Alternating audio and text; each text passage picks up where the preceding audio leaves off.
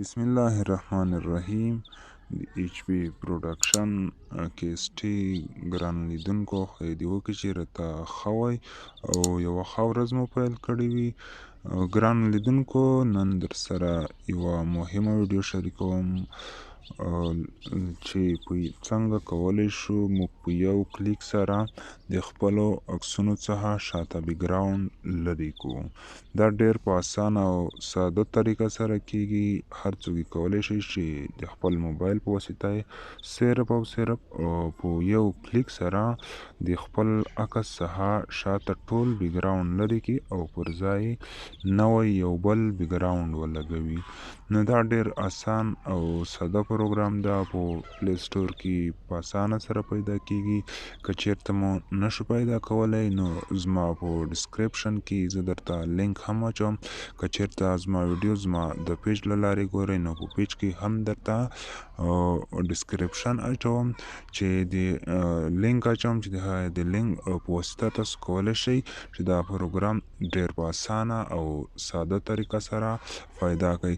د دغه پروګرام نوم ده آل ګرین سکرین چې ډیر ساده پروګرام ده. ما له مخکې انسټال کړی، تاسو یې لیدی شئ. دغه ده.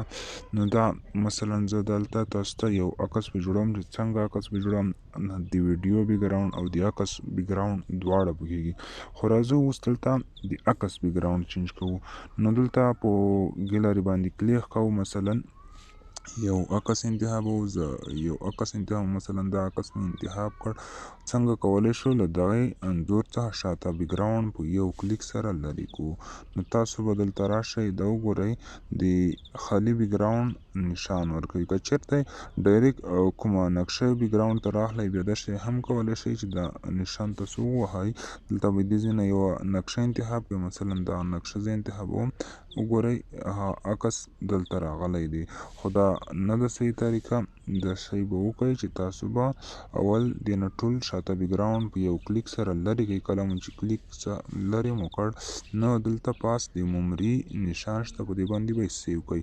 بیا دا نقشه چې هر چیرته اچوئ ډیر په اسانه او ساده طریقه یې تاسو اچولی شئ. دا پي ان جي انځور ده چې په هر ځای کې اچوئ، دا شاته بیکګراوند نه لري او په اسانه سره یې په هره ساحه کې لګولی شئ. نو نور مو په خدای سپارم. که چیرې مو زما یوټیوب چینل نه وي سبسکرایب کړی نو ضرور زموږ یوټیوب چینل در سره سبسکرایب کړئ او په څنګ کې د بیل ایکن هم ووهئ ترڅو زموږ نوې ویډیوګانې له هر چا مخکې تاسو ته در ورسیږي. په خدای مو سپارم. د خدای په امان.